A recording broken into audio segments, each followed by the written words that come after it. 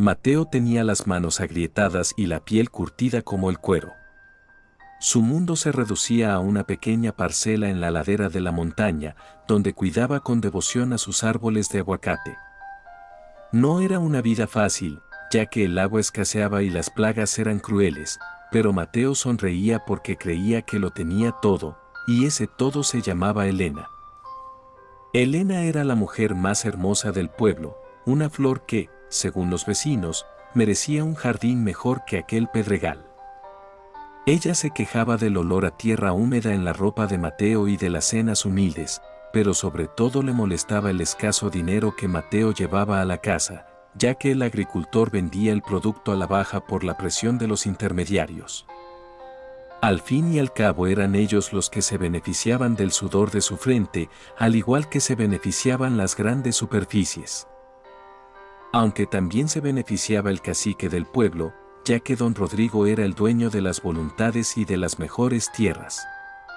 Todos lo temían o le debían algo. Mateo, en cambio, solo poseía varias hectáreas de aguacates rebeldes y el amor de Elena, o eso creía él, porque Elena estaba cansada de vivir bajo la escasez que le proporcionaba la pobreza.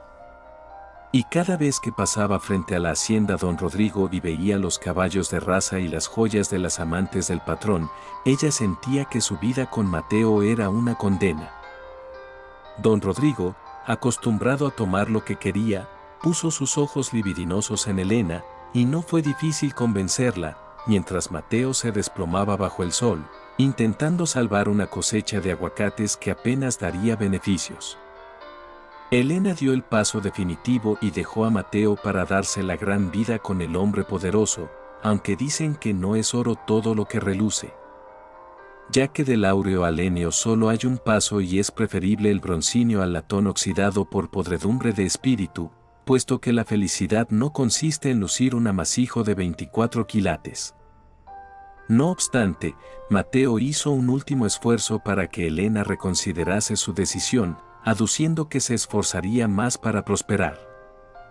Pero ella finalmente abandonó a Mateo diciéndole que un hombre que solo tiene tierra en las uñas nunca podrá darle el mundo.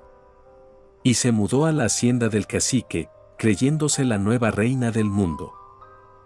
Semanas después de que Elena se marchara, un grupo de ingenieros con equipos de alta tecnología llegó al pueblo.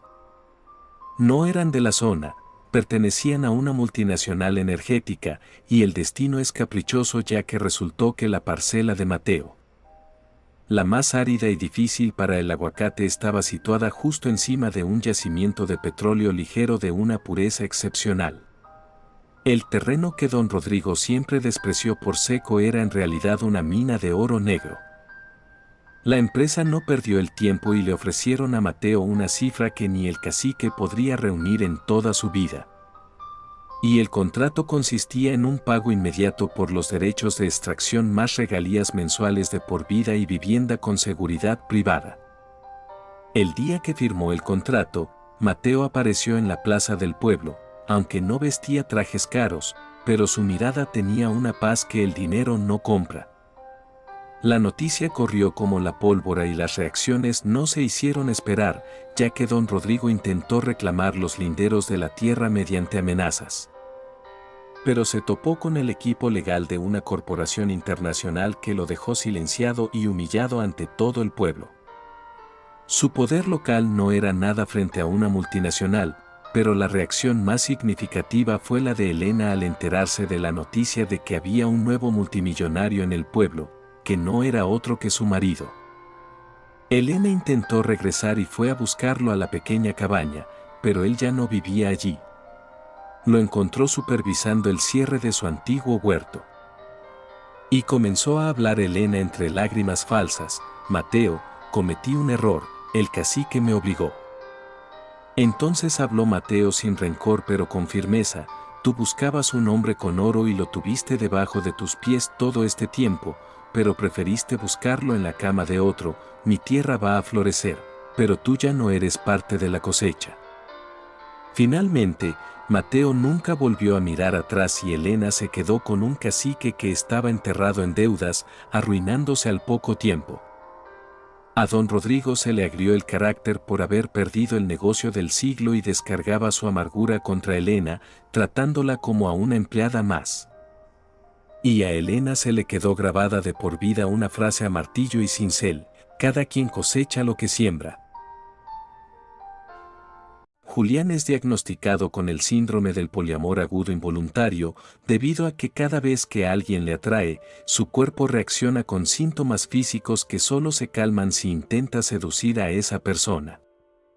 Y esos síntomas van desde la fiebre a los mareos, puesto que para aquel hombre, ser infiel no era un placer, sino una necesidad que requería atención médica.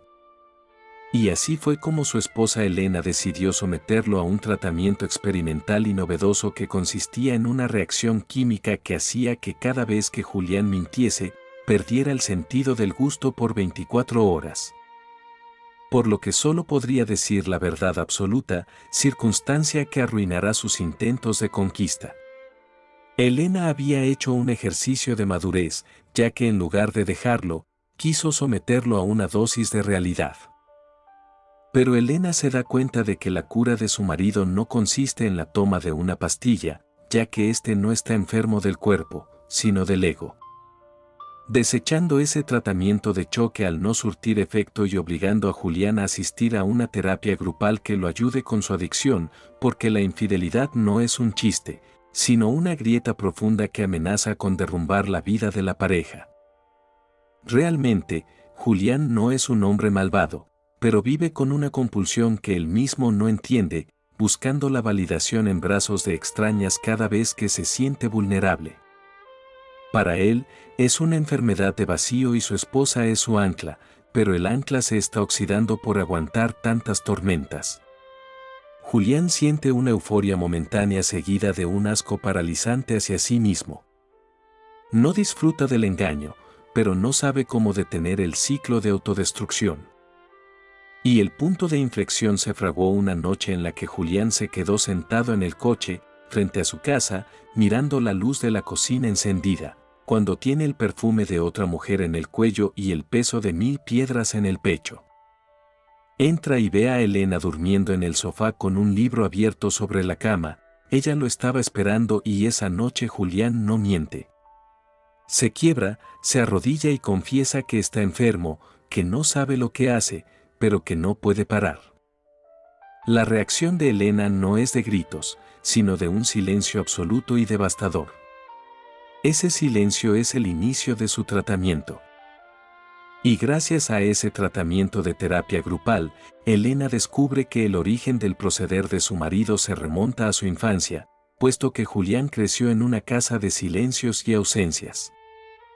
Su padre era un hombre emocionalmente gélido y su madre, aunque presente, estaba sumida en una depresión profunda que la mantenía distante, por lo que el niño Julián sufría el síndrome del espejo, ya que sentía que solo existía cuando lograba captar la atención de alguien externo. Si hacía alguna gracia, si sacaba una buena nota o si un extraño lo felicitaba, el vacío de su pecho se llenaba por unos segundos y la primera chispa se produjo en su adolescencia, cuando descubrió que la mirada de las mujeres tenía un poder curativo inmediato. No se trataba de sexo, sino de confirmación.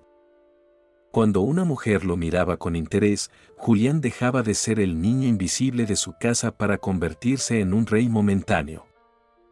Con el tiempo, su mecanismo de defensa se convirtió en una adicción, porque Julián desarrolló lo que en psicología se llama un apego inseguro, y la lógica de su enfermedad decía que Julián ama a Elena, pero el amor de Elena es seguro.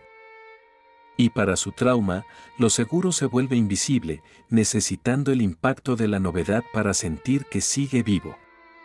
Cada infidelidad es un intento desesperado por llenar un pozo que no tiene fondo. Y Julián recuerda con tristeza que a la edad de 8 años había ganado un trofeo en la escuela y que sus padres no le dieron la menor importancia al estar sumidos en sus miserias. Pero su tristeza se transforma y su cerebro hace clic cuando rememora a la vecina que lo ve con su trofeo en la mano y le dice que es el niño más especial que ha visto nunca. En ese instante, Julián determina que el amor de casa no sirve y que el reconocimiento de afuera es lo que lo salva.